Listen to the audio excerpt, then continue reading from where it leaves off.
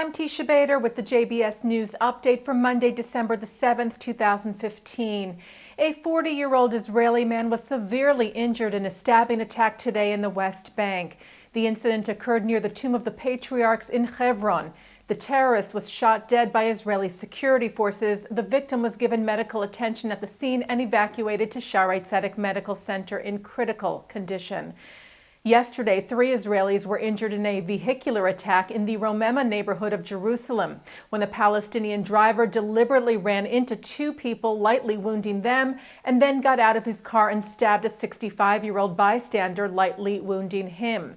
The terrorist, later identified as a 25-year-old resident of East Jerusalem, was shot and killed by an IDF soldier at the scene.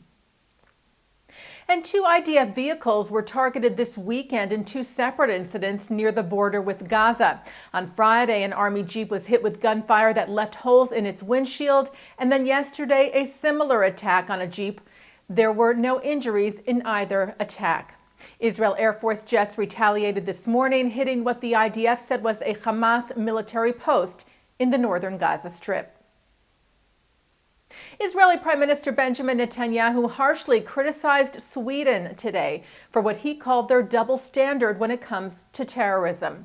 On Friday, Haaretz reported that Swedish Foreign Minister Margot Wallström told the Swedish parliament that Israel was conducting, quote, extrajudicial executions of Palestinian stabbers, using disproportionate force in dealing with Palestinian terrorism.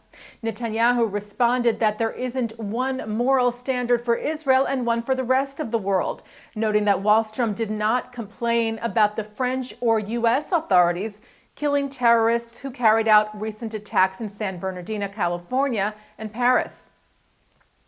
Netanyahu told a meeting of his Likud faction, "We will continue to fight against terrorism and hypocrisy." Wallström later said on Swedish television that her remarks had been misunderstood, and her press secretary reportedly said that Wallström was rather speaking in general about the importance of proportionality in international law. Hundreds gathered yesterday to pay their last respects to former cabinet minister and longtime Knesset member Yossi Sarid. Sarid served for 32 years in the Knesset. He was known for his leading role on the left of Israeli politics. Sarid passed away Friday evening in Tel Aviv, apparently from a heart attack. He was 75 years old. Yossi Sarid is survived by his wife, 3 children, and several grandchildren. He was buried at Kibbutz Givat HaShlosha. Another former guard at Auschwitz is set to stand trial next year. 93-year-old Reinhold H. is accused of being an accessory to the murder of at least 170,000 people at the Nazi death camp. A court spokeswoman for the town of Detmold in western Germany said today that his trial will begin in mid-February. Last week, we reported to you about former SS guard Hubert Z., who was deemed by a court in Rostock in northern Germany fit to stand trial as well. He is accused of accessory to murder of over 3,000 people at Auschwitz-Birkenau. The co-chairs of the U.S. House Bipartisan Task Force for Combating Anti-Semitism sent a letter on Friday to Hungarian Prime Minister Viktor Orban, expressing their dismay over a monument honoring a man who deported Jews during the Holocaust. Bálint Homan was a minister in Hungary in the 1930s and 1940s. He took part in drafting legislation against and then calling for the deportation of hundreds of thousands of Hungarian Jews. A life-size bronze statue of Homan, whose construction was largely funded by the Hungarian government, is scheduled to be unveiled this month. The Congressional Committee wrote that they were deeply concerned about the statue, that Homan, quote, paved the way for deportations of and atrocities against Hungarian Jews. They urged Orban to publicly condemn Homan's role and to withdraw government funding for the construction of this or any statue in his honor. The task force is led by Representatives Nita Lowey, Elliot Engel, and Steve Israel, all New York Democrats, as well as Florida Democrat Ted Deutsch, Florida Republican Ileana Ross-Lehtinen, New Jersey Representative Republican Chris Smith, Texan Republican Kay Granger, and Illinois Republican Peter Roskam. Israeli President Rivlin is set to travel to the U.S. this week. He will be welcomed at the White House on Wednesday by U.S. President Barack Obama, where, according to the White House press secretary's office, the two will meet to discuss a variety of issues of common concern, including the, quote, unprecedented bilateral security cooperation between the United States and Israel, regional developments, combating extremism in all of its forms, and the need for genuine advancement of peace between Israelis and Palestinians and a two-state solution, end quote. Rivlin will also be an honored guest at the annual Hanukkah reception at the White House. And Jews across the globe lit the first Hanukkah candle last night, including in Paris, where the Parisian Jewish community held its 27th annual Hanukkah menorah lighting at the foot of the Eiffel Tower. There was some question as to whether the ceremony would be allowed to take place in light of security concerns after the terror attacks last month in Paris. However, the ceremony proceeded as planned with heightened security in place.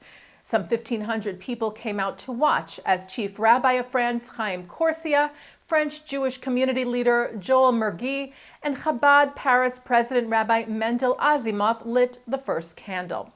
The event was broadcast live in Jerusalem and New York. And White House Chief of Staff Denis McDonough addressed the crowd last night at the National Menorah Lighting Ceremony on the Ellipse in Washington, D.C., which he said, quote, powerfully affirms our diverse religious traditions as well as our shared values. On the occasion, McDonough noted the plight of refugees fleeing religious intolerance and oppression and said, as Americans, we do not turn our backs on those who seek sanctuary, nor do we stay quiet in the face of bigotry or intolerance. We stand up for one another and for the persecuted around the world. McDonough said that's what we remember this season, that we were strangers once too. That as the Jewish tradition teaches, by saving one life, we save the world. And President Obama expressed his best wishes on the first night of Hanukkah last night.